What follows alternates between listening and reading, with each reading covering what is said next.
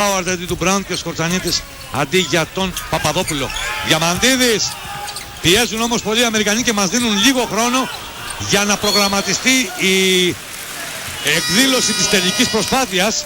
Προσπαθούν δηλαδή να πιέσουν όσο πιο ασφυκτικά και όσο πιο ψηλά γίνεται. Στη θέση του Καρμέλο Άντωνη, ο άλλοτε συμπαίκτης του Φώτση και πηγαίνει κατευθείαν πάνω στον Αντώνη, ο Σέιν Πατήρ. Ένα από τα τρίκ του Σιζέτσκι είναι αυτό, να σε καθυστερεί. Ουσιαστικά ένα fake pressing όπως το λένε οι ίδιοι. Με ταμπλό.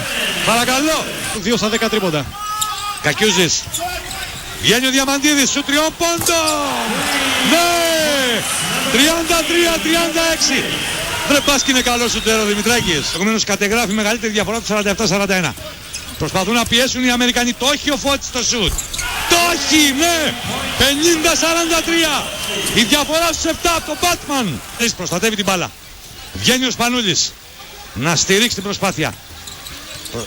Πολύ ωραίο τρίκ του Γιαννάκη ψηλά, ο Τσατσαρίς και αφήνει άδεια την ρακέτα του. Σπανούλης για 3!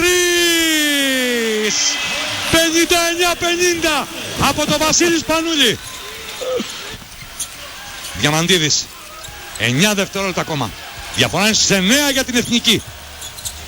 Διαμαντίδης. Θα το πάει μέχρι το τέλος. Για 3. 62-50. Τελικά είναι καλό σουτέρ. Ναι αγόρι μου, είσαι μεγάλο σουτέρ. Οι γκάρτ της ελληνικής ομάδας μπορούν να κρύψουν την μπάλα, είναι ταχυδακτηλουργοί. Και οι τρεις και του Χατζιβρέτα συμπεριλαμβανομένου που πήρε τη θέση του Σπανούλη. Γιατί πρέπει να ξαποστάσει, να πάρει ανάσες. Παπαλουκάς.